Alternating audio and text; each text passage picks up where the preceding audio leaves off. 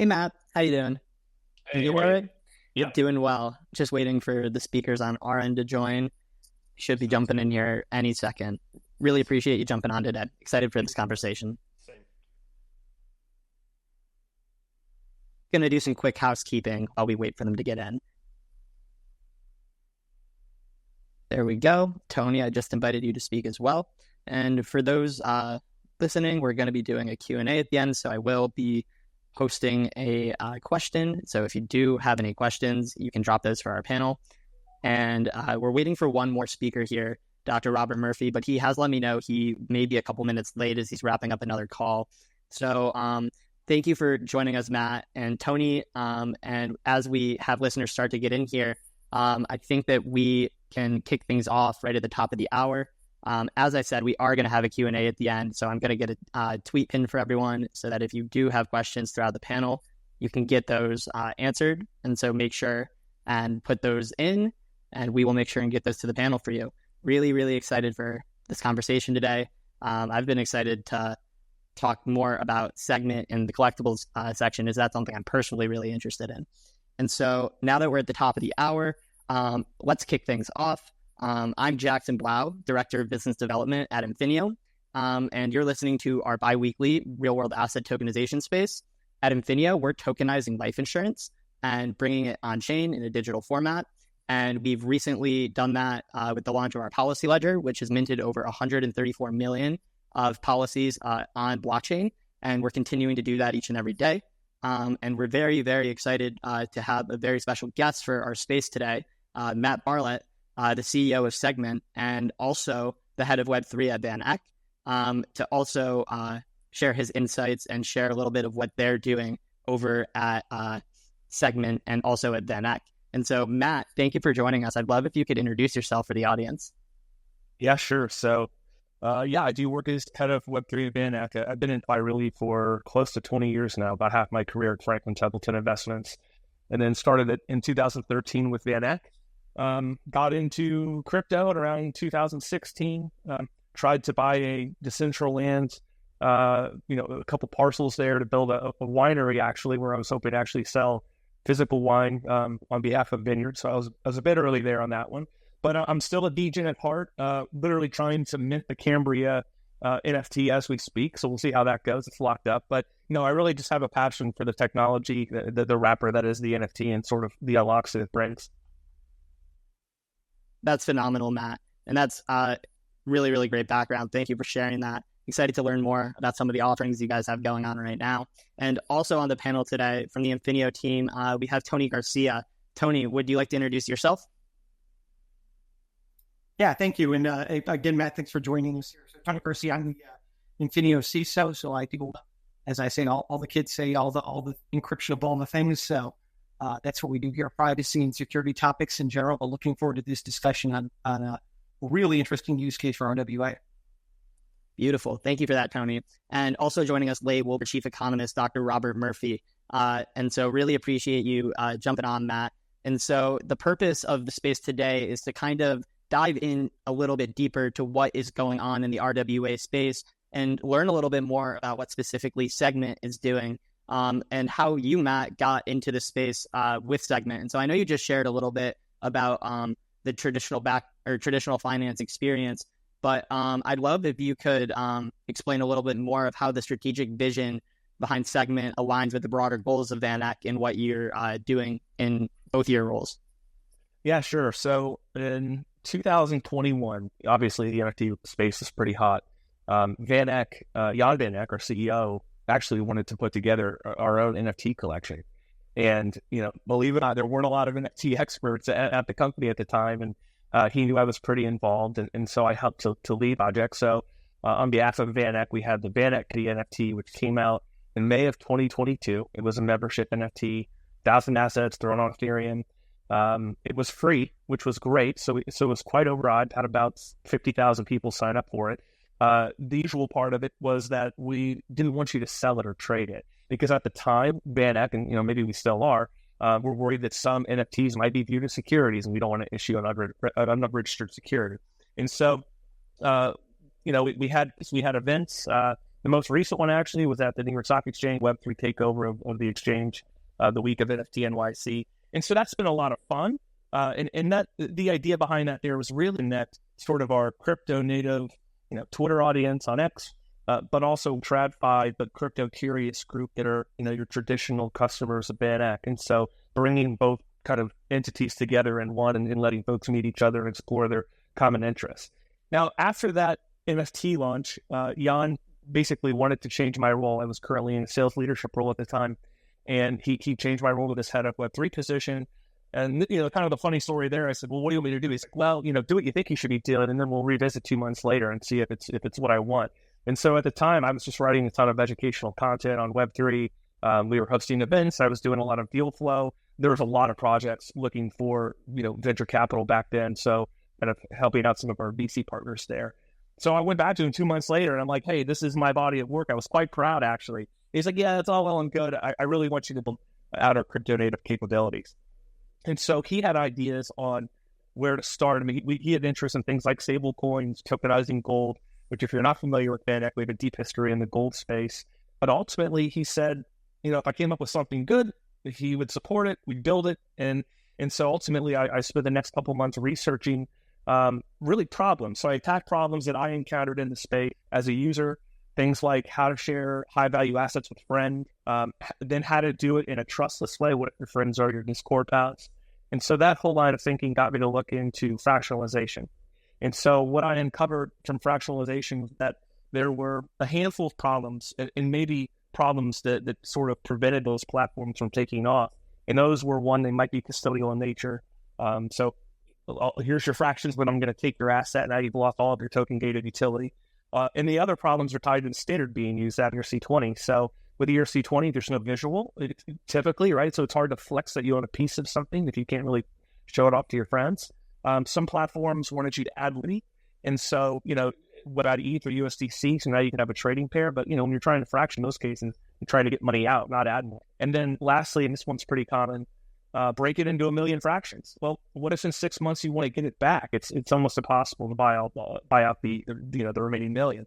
And so identifying these issues, we came up with a concept called the lock and key model, which basically solves for all those things. And I know I'm going on a little bit. Do you mind if I explain it real quick? No, not at all. I was going to segue right into that next. Cool. So and here's the scenario. You've got actually Schiller here has an ape. He's listening to our audio. Schiller comes to Segment, creates a vault. He vaults that ape. The vault is owned by his Web3 wallet. So in that way, it's still self-custody. And we've integrated delegate.xyz. So any token-gated utilities, ApeFest or any other benefits he might get, those get by default sent to his original Web3 address. Now, once the ape is in the vault, you can create up to 100 segment keys. You might call them fractions, but we call them keys. These are ERC 1155. And if you're not familiar with that standard, they're basically semi-fungible clones of whatever you've locked in the vault. So now Schiller's got 100, if that's how many he minted, 100 little ape keys. But they're called keys because you need to own them all if you want to unlock the asset for transferable ownership. And so in this way, it presents a sort of novel form of shared access and ownership where do you actually own his ape? No, but he would need your key to get his asset back for transferable ownership or trading. And so, no extra liquidity needed. It's still self-custody. It's not 1 million fractions, right? To solve for a lot of the, so that is how that was sort of like the genesis of Segment, where we originally launched in February as the only NFT fractionalization platform where you retain ownership of the underlying asset. Now, we have since pivoted a little bit as the markets change to be a little bit more, but we're looking to support general marketplace functionality where you could trade whole NFTs, if that's a thing, right? And aggregate more on the RWA side where we're bringing really the best collectibles. But that's kind of from beginning to end how we got to where we're at today. That's incredible, Matt. And to be transparent, I've been playing around with your guys' platform, and the key solution is so, in my opinion, it's so simple but elegant, and it's just the perfect fractionalization tool for a lot of these RWAs. And so kudos to you guys and what you've been able to do so far in the ecosystem. For those that aren't familiar, I highly recommend going and checking out Segment's platform. And I don't think that we've gotten into it yet. Tony, I don't know if you have any follow-ups there before I move into a follow-up. Yeah, I do want to say I really do appreciate that. I think this is the multi-party key type asset lock is a feature we don't see, quite frankly, often enough from a security standpoint. And when we look at a lot of NFT fraud and transfer issues, I think that's a great solution, and glad to see you guys leading on that. I think it's easy to trivialize something like a Pokemon card or a collectible comic book or some of these things, but these assets can get into extreme value. I think that's a fantastic solution to put that behind there, because it really does solve a lot of these stealth hijacking and fraud entities. Yeah, it's when we. So by the way, I mean, full transparency, you do have to KYC in order to trade keys and create keys. It is a closed system. I'd argue it's more Web 2.3, 2.5, right, than it is Web 3. But we've got to have the protections in place to protect the user. And then, again, remember, representing an almost 7-year-old TradFi firm, I've got to protect the mothership. So, I think more transparency around identity and making sure that you have good actors on the platform who are using the features and benefits makes sense. And that's probably where we're going to continue to innovate around. That makes a ton of sense to me. And especially with the market that Segment is in being collectibles, I feel like the originator of the assets is you're placing a lot of trust in them. And so it does make a lot of sense to work with verified issuers and people that you can trust. And so focusing a little more on the current market that Segment's in, I personally love collectibles. I'm a collector myself. I have been a shoe trader and also a big sports memorabilia collector my entire life. So I love the industry. I completely understand it. We recently had on Devin Labs, who I believe you might be partnered with in some capacity. But I really do love the collectibles industry. But I'd love, Matt, if you could potentially give your thoughts on why you guys started with collectibles and where you see collectibles going. Okay, yeah. So a couple of things there. I think when we started, the target persona was really the crypto and why was that? Well, the crypto natives had a lot of the historically relevant digital art, your apes and your punks and your crummy squiggles, etc. And that's how we set the site up for onboarding, right? You needed a MetaMask wallet, right? And so as we went through the year, obviously a lot of collections have lost some value, but we began to see more interest in real world assets and specifically collectibles. If you go back to, and this is the one I use all the time, but if you go back to Nick Lejeune from Courtyard, around this time last year, they started selling the packs of Pokemon, and they would sell out in under a minute. And then they started to experiment with $1,000 packs, sell out in 26 seconds. And what does that tell you? It tells you that there's demand from the crypto natives. They've got some liquidity left. And funny enough, they don't even necessarily care to redeem it, even though that's an option. And some will redeem for the physical good, but they'll buy it without really needing to redeem it. But they like having that intrinsic value in the background. Also part of the story that I think is relatable when you're talking to people outside of the space of, Matt, why does an NFT have value? Well, in the one example of why a punk might sell for $500,000 or $15 million, that might still leave them scratching their heads. But if I said, hey, here's an NFT that's backed by a physical watch that's vaulted by watches.io, the watch is a $10,000 Rolex, you can redeem it with them right now. Or you could sell it to anyone or open up the markets and maybe get a better price, and that person could redeem it for a physical watch. And so it's just a much easier way to wrap your head around the process. So I really like the collectible angle. You mentioned Devin Labs. I mean, maybe there's two I'll highlight. I know David quite well, David Gear from Devin Labs. He's been on this list for Egon Mueller, which is a vineyard out of Germany. The vineyard was planted by the Romans. He's been on this list for well over a decade. He got a case, an old wooden crate of this Egon Mueller Riesling, which is arguably the best Riesling in the world. Now he brings that to Segment, creates 50 keys, and now that offering is open to collectors. They don't have to wait in line. They're jumping the line, in fact, to be able to access that. And what's really interesting about that collection, you can't even the physical NFT until 2035, and that's completely okay because that case of wine is in a bonded warehouse at the right temperature. The full chain of custody is intact. If you're a serious collector, maybe investor, that's right where you want that wine, right? Because as soon as it gets into your private collection, the value premium might come down. And so that's a great offering where that 12-pack, it's the only 12-pack on any global marketplace in the world, right?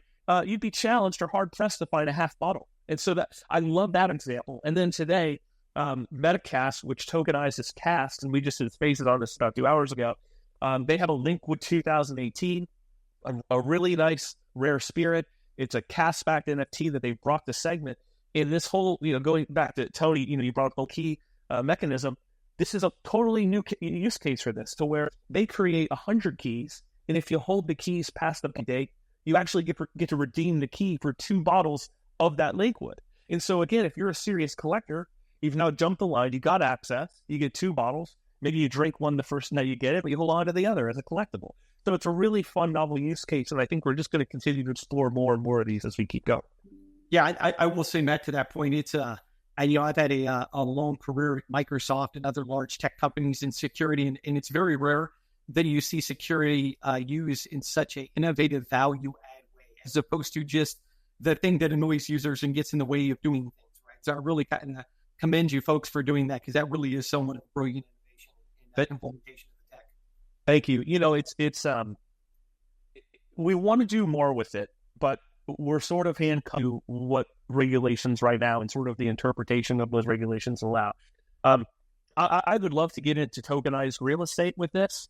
And, one of the concepts using this lock and key model could be a combination of timeshare and Airbnb, where maybe someone has tokenized a vacation property, and now you come to whatever our new platform is, maybe it's Segment, you create 52 keys. The keys represent, 1 week of rental during the year, and people get in trading different weeks in the year to rent the property. I'm not saying that's a home run, but you could take that sort of model across private yachts, collectible cars, into other industries. And it could be a pretty disruptive for doing fractionalization and sort of sharing those fractions. But it's not the only game in town. We've got a lot of work to do there. Really appreciate you diving a little deeper there with some of the assets that you guys have on the platform and why you chose to focus on collectibles to begin with. To me, I think we may have only scratched the surface with what Segment is looking to offer. I've been reading this report that you guys have put out in a collaboration with RWA World on the collectibles industry, and I just love all the different examples you give. And for anyone that hasn't read that report, I'll name the different categories that are mentioned, and they give overviews of that. They include fine art, watches and jewelry, wine and spirits, sports memorabilia, vintage cars, and toys and trading cards. And so while we touched on a little bit of them, and on your platform, I know it's really been focused on spirits as well as some trading cards and some digital assets. Is there a specific area in collectibles that you're really excited about or think is going to see significant growth in the coming years? So a couple of notes on this. One is, there's not 1,000 projects tokenizing watches or Pokemon cards or luxury handbags, right? I mean, there's a handful, and then maybe we're deployed on today's Ethereum and Polygon, but maybe they're on Plume or another network, right? And so scaling inventory has been a challenge for us. And so as we're trying to find product market fit over time, you'll come to Segment and you'll see a fair amount of inventory, but nowhere near where we want it to be. Now, why is that? Well, Segment is Segment GmbH, which is a German entity. It's a wholly owned of VanEck Europe's. We do a VanEck level due diligence on these projects that we're partnering with, right? I mean, it's what you would do with Merrill Lynch if we were onboarding Merrill Lynch. And so that takes time to really scale inventory. And so that's one reason why we want to open up to also be a general marketplace and an aggregator, just so that we can more easily fill the inventory. So that's part one. I think there's a lot of opportunity. Right now we're partnered with Cantinium and Devin and now Metacask on the alcohol, wine, spirits. There's some more there that will be coming soon. Watches, just watches for right now. Courtyard, number one, I think it's okay. If Courtyard was the only trading card project that we work with, I'd be okay with it. They're killing it. But again, Collector Crypt is fantastic, but they're on Solana. I'd love to work with them, but I'm limited there. So yeah, I do see opportunity where, personally, I've talked about this in the past. I love collectible video games. I know things like luxury handbags, Birkin bags. That's an opportunity. Coincidentally, 4 minutes ago, I was talking to one of community members in our Segment Discord voice chat, and he was just talking about tokenizing cigars. I mean, that's I guess an item I've never even thought about, right? So there's a lot of room for opportunity. I don't think it's too crowded yet, right? I mean, more and more competitors to Courtyard will come up, and I think it's just fine. There's plenty of opportunity and market share to go around. So I don't have one particular collectible in mind. I just really get excited about the stuff that is hard to find, or, you got to be on that 10-year wait list to have the opportunity. I want to give people a chance to jump and get exposure to stuff that is next to impossible. Last thing on this, I don't know if David mentioned this on your previous podcast with him or Spaces, but he's the one that told me that, where he said, hey, if you had $100,000 and you wanted to build a portfolio of, real estate, treasuries, large cap stock quite easy, to do it with wine is next to impossible unless you have the right relationships. Well, that's what we get out of that relationship with David, and we want to replicate that across different collectible types. That makes a ton of sense to me, Matt, and that actually provided a ton of clarity just in terms of how you guys are looking to scale, and I actually love that model. I've been saying how for a while the tokenization industry, in my opinion, in the last 3 years I've been in it, feels very fragmented right now. You've got the leaders doing real institutional level deals that aren't as sexy and exciting to retail investors and the crypto native people. And so you've got liquidity in one place from the institutions, and then you have the crypto native people in another and there hasn't been any sort of aggregation of the good projects into one marketplace. So I love what you guys are doing at Segment. Do you guys see yourselves working with any Web 2 providers of collectibles, like let's just say a StockX per se, or is it more going to be companies that are exclusively in the Web 3 space, like a Devin or a Watches.io or Cask? Yeah. So right now we're just focused on the collectible side because that's where we have a path forward. I brought up real estate earlier. Being a German entity, to get involved with tokenized real estate, we have to have a crypto asset license. And then we're able to do more. Well, there's some time before we can get that license, like 1 or 2 years away, right? And so I could only go so fast. I don't see Segment being used for traditional financial instruments or securities. In fact, that's something that we don't want on the platform. But again, right, like we could take the underlying technology and smart contracts and build something else where, hey, it's accredited investors only, right? I mean, there's probably an opportunity there. Right now, we're limited to outside the U.S. for users who could create and trade keys. Rally Road has a process right now for fractionalizing assets where I think it's Reg A or Reg D where they're able to turn these collectibles into securities. I don't know. If that's the path I have to take 2 or 3 years from now to be able to, then maybe that's what I want to do. I'm sort of hopefully. I guess I'm wishing that there's something new that comes out. Maybe if there's a change in regime or change in mindset about what we can do going forward. But yeah, I mean, and in general, Van Eck, obviously, we are looking at tokenizing different strategies. We really want to look at tokenizing things that are uniquely enabled by blockchain, not just sort of changing the wrapper on something just to attract, institutional interest. That's not necessarily appealing. But, a lot of that's longer term. I mean, sure, we want to tokenize private funds strategies, but who are the buyers right now? There's not a lot of high demand for that. The demand is for tokenized collectibles from the crypto natives, and that's why we're doing both. That's why Segment's focusing there right now. And that makes a ton of sense, Matt. And I was really trying to hammer home that exact point, that without a player like Segment, you have all these individual players trying to create liquidity on their own platforms, which is really tough. And we've seen players struggle with over the last couple of years. So really appreciate what you guys are doing. And one of the benefits I see to tokenizing collectibles that it isn't inherently available with collectibles is providing instant liquidity against them, not necessarily selling your asset, but lending against your asset. I know for large collections right now, you can go and take out loans against them, but those have to be a certain size, and they're often very, very large collections. And so I'm just curious if you see any potential lending solution capabilities with the tokenized assets on Segment. Yeah, the answer is yes. If you think about like projects like KettleFi, they're doing loans on watches. That works for them, and they've had some decent volume there. I would love to have this on our roadmap. Put it this way, it's on the roadmap, but it's so far out, I can't even speak to it, mainly because we have so many other improvements that we want to make to our platform first. But yeah, folks should be able, if they have ownership of whether it's a cash-backed NFT or a case of wine, I'm sure there's someone out there willing to give them decent terms, and if it could be us, great. I mean, but yeah, so I love the idea. It's just too early for us. That makes complete sense. We'd had on Watches.io a little bit back when they'd announced with one of their partners, I believe it was MetaStreet, that they're going to start trying to provide lending against their watches. And so definitely could be sooner than, but I completely understand the sentiment and appreciate the honesty there. And so you did mention that there are some coming developments on Segment that you're super excited about. I personally was super excited when you guys released the portal. I think that can be one of the most engaging features of collectibles projects. So really happy you went that route. But what sort of developments can we expect from Segment, and just what are you looking forward to over the next year?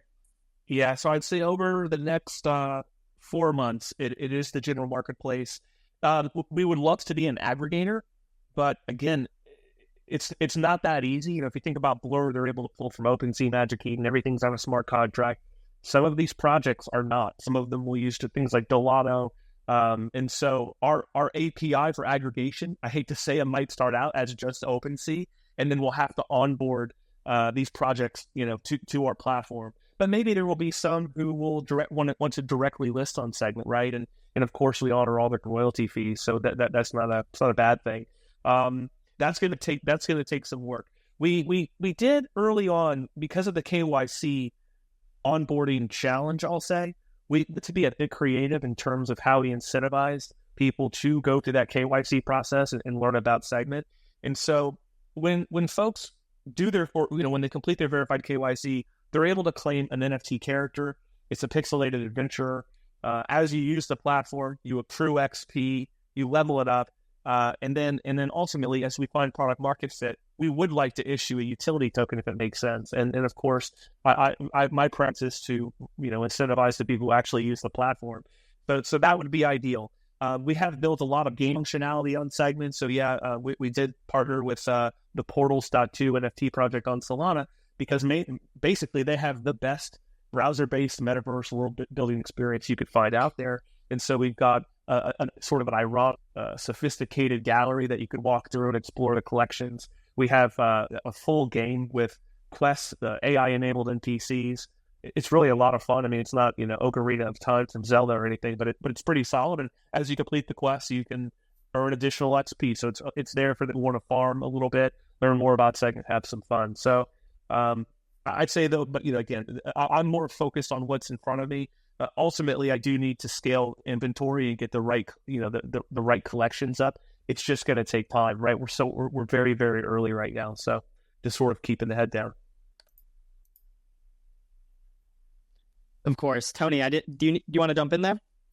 Yeah, I think on the Portal app, Jackson and I both probably spend more time than we'd care to admit on that this morning, running around.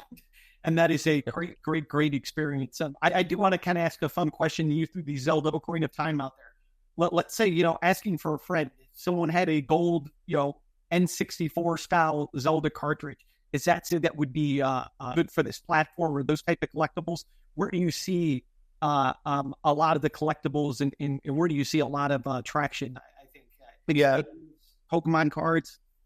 Yeah. So by the way, if you're sitting on a sealed gold, I know someone might be. That's probably worth a pretty penny. But yeah, that would be the type of thing that we want to have on Segment. But, the main thing is though, we're not the ones tokenizing, right? We're sort of dependent on the projects that are doing the tokenization, because we can't be both an exchange, a trading platform, and a custodian. And so, that's why we haven't gone too far there yet. But it's definitely the right type of asset. Courtyard has experimented with sports cards. Obviously Pokemon. I'm kind of leaving it to those platforms to figure it out where they're finding interest. I don't have the answer yet, just because we're so early, right? I mean, a lot of my biz dev is me, and where I'm finding the most tokenization efforts, it's funny enough, it's around spirits, right? I mean, it's Baxis, Block Bar, Interstellar, Divin. I mean, there's just many more players in that space for whatever reason. Courtyard has competitors too. I mentioned Collector's Crypt. There's Finite.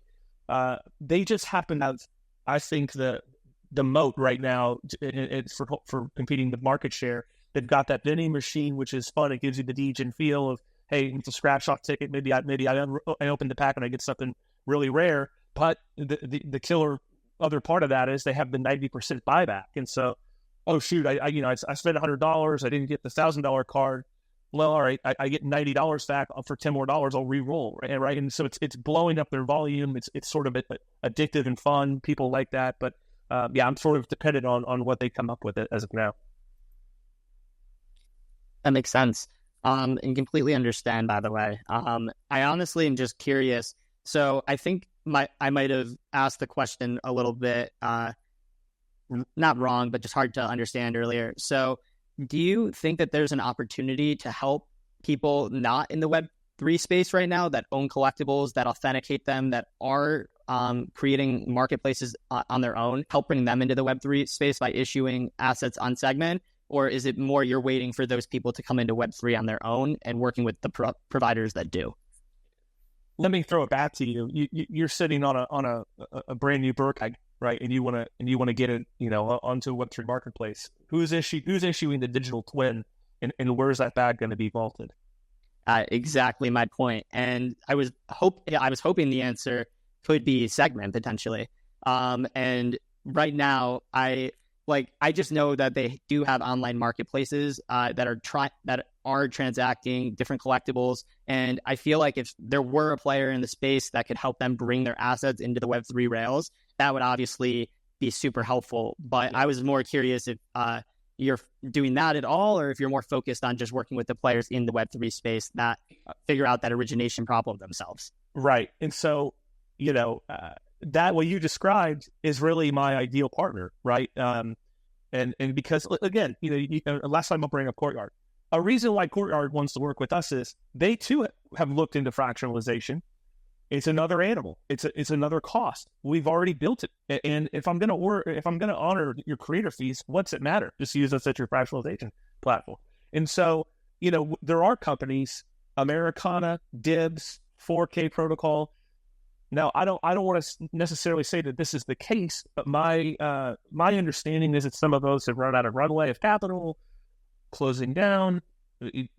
Push back if I'm wrong, but I hate to say it, those guys might have been a little too early, because Americana, that would have been you could have tokenized anything, right? And so now we're limited to the players who like eBay, right? You've got PSA vaults. I mean, this isn't even tokenization. They have PSA vaults. You mail it in. It's authenticated. It's stored at PSA, right? And the people can buy, sell, trade their cards. Courtyard's using Brinks. They have an exclusive agreement with Brinks to do Pokemon cards. I mean, who's the competitor? I'm sure there are, but we're just, that's what I'm saying. It's so early. A lot more infrastructure has to be built out. I promise you, I think about it all the time. About vaulting things and where you would vault. I mean, I was just reading something from Collector Script about why their vaults are in Oregon, because there's no sales tax. I mean, there's a lot of things you got to think about in order to do that business right. But I don't know who's doing it. So I'll accept the lead whenever you find that person. Of course, Matt. And I was more just asking out of curiosity for the industry and to understand better where it's at. And I appreciate the honesty, really. I worked very early days on the inception of StockX, and I obviously kept up to date with when they tried to do their NFT filing, and obviously had some trouble with that. They'd obviously, if they were able to go through with that, would have been a great partner, but there were obviously a multitude of issues there. And so I completely understand where you and Segment are coming from, and I love what you guys are doing. And so really appreciate the honesty and transparency there. So in terms of the power of decentralization in the community you guys have been able to build at Segment, it's really impressive. I see you guys hosting spaces time, and there's people in them, and you guys have, I was in the portal and there were people in there. And so I'm really just curious how you guys have gone about building a true network and community from the Segment marketplace. Well, for one, we've got a long way to go, right? I mean, it's the last couple of years have been just very difficult to get attention, right? I think for one, it starts out by just being accessible. So we do hold ourselves to holding our own Segment spaces every 2 weeks on Friday at 10:30. And then we started adding these collectible spaces, which sort of fill in the bye week for us. We're just trying to be out there. I mean, for a while, I was doing voice chats in Discord where I'd say, look, I'll just be on a voice chat 4 times. Come on in whenever you want, and we'll just chat, and I'll cover whatever you want. Just being there, right? And so doesn't mean I've got all the answers, but I want people to know who I am. I'm not creating a rug, right? I'm somewhat well known. I work for a legit company. I put that out there for their comfort, not for ego or anything, but I want people to understand that I really am trying to build something useful and more forward thinking. So the good news is we're starting to see more and more people come into our Discord. But I think a big reason for that is we're hitting on different collectible types, right? I mean, we had 550 people on the Divin Labs podcast or Spaces. That was fantastic. Then we also did one with Courtyard, and we did one today with Metacast. But maybe it was tokenized spirits, or maybe it'll be tokenized sneakers someday to get somebody into Segment and starts getting them curious about what we're building. 100%. And for anyone listening live or to the recording, I'm going to get a tweet pinned with the link to the Discord. So if you're not already in there, you can join me and Matt in there and be a part of this awesome community they have going on. One thing that we've talked about pretty briefly and was a part of that question was the benefits of decentralization in building a community. I'm curious if you see any sort of potential interaction between key holders of the same asset, or if that's already enabled in any capacity, and how that could even further help build a community through decentralization. Yeah, so in full honesty, I don't think we have enough users yet to have that. Early on, in fact, last year we integrated walletchat.fun for that purpose of, hey, you own the penguin, the pudgy penguin, and you've got 10 key holders. Well, now you can build community around that asset. Or you're an artist and you create 100 keys of your art, and you could start building a community around that piece of art, or just around a shared passion. And maybe you raffle off like a real piece of art to your holder. I mean, there's a lot that you could do there, but we decided to pull that back until we have enough sort of demand for it, right? I mean, and just generally, whenever you're building anything, it's like, what's the priority? Where do you want to deploy your resources? There's a lot of good ideas I have. The team will tell you I could go pretty deep on the gaming stuff, but I got to focus on the business too. So, I would love to bring something like that back. It's just, we've got to have enough users, and that's really where the focus is. That makes sense. And with the gaming, I'm honestly just curious because I see that future as well. Are you saying more like tokenized collectibles within games, like Fortnite skins, or tokenized games themselves, or gaming consoles? I'd love if you could just shed a little more light on what you see there. Yeah, no. So my personal hobby or collection is in sealed video games, great in sealed video games. So if you think back to, I don't know, so I'm 42, 80s and 90s video games, love them mostly on NES. So I'll collect really my favorite titles, right? I just try to have, you try to get 9s and 10s. But, more recently I picked up Zelda Breath of the Wild, a 10, which I'll put games like F-Zero and Star Tropics and others. So, I just think that there's a group of people out there who would love to be able to collect games in the form of NFTs. And, right now your options are going to places like heritage auctions or eBay, right? And those come with risks. And also, again, I've got to store the stuff in a closet or a vault or someplace else. I'd much rather have them, accessible if I need them, but stored in right condition with security, etc. 100%. Tony, did you have something? Yeah, I just want to say I admire the hobby, and Matt and I share a lot. Coming from that era, a lot of those are classics. So, I think when we look back, I can still recall, when I was maybe 10, but I had probably every Star Wars toy known to man in the 80s. And then we had some house reconstruction that buried a lot of it under paint and bad stuff. So you look back on some of that and wonder if we're probably taken care of, very attractive by the collectibles RWA market for sure these days. Yeah.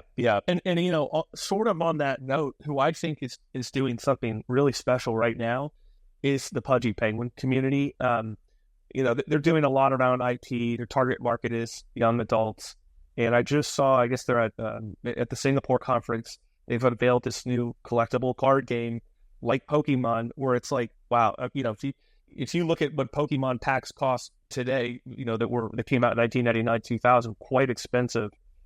They could be the collectible of the future, world asset, and it's great because you've got a team there that's bringing people on chain. But you'll have a mix of both, the physical and digital, whether you're into plushies or cards or cartoons, right? So it'll be interesting to see where they take that. Definitely will be, and I love the mention there. I had the pleasure of listening to their founder speak at the Benzinga conference last year, and they've done such an amazing job with their community. And this is just the next step with the game that they're offering. So do you see any sort of future in-game tokenized collectibles being on Segment? That is an area I'm personally interested in and haven't seen much innovation in yet. And just so we're saying the same thing, are you talking about like a 3 game? Like Yes. Yeah. No, yeah. I mean, that people who own those assets, they can bring them to Segment right now and create Segment keys.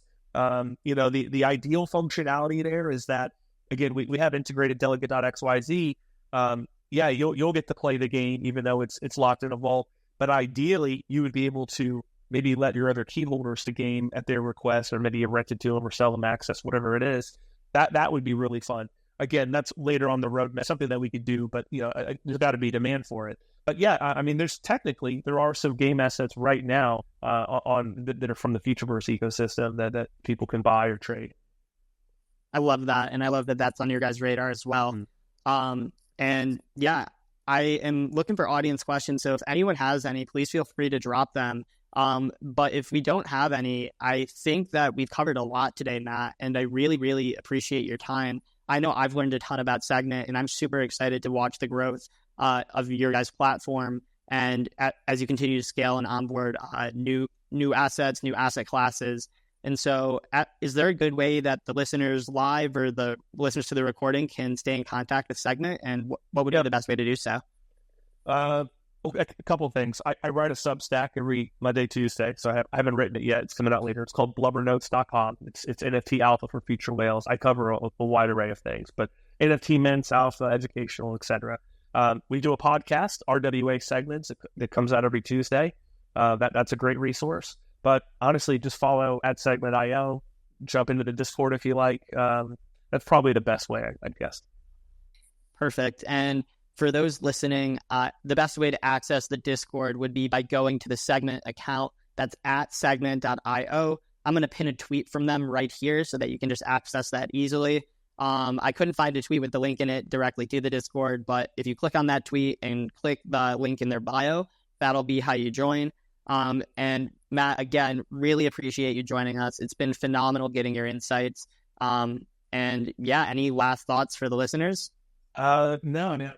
Thank you so much. Happy to jump on any time and appreciate you giving me the opportunity. Really appreciate you coming on. Thank you, Tony, and thank you to the listeners for tuning in. This has been the bi-weekly UA space at Infineo, and we look forward to having you on next Tuesday. And so thank you again for listening, and we look forward to having you on the next one. Thanks again, Matt and Tony. Have a good one, guys.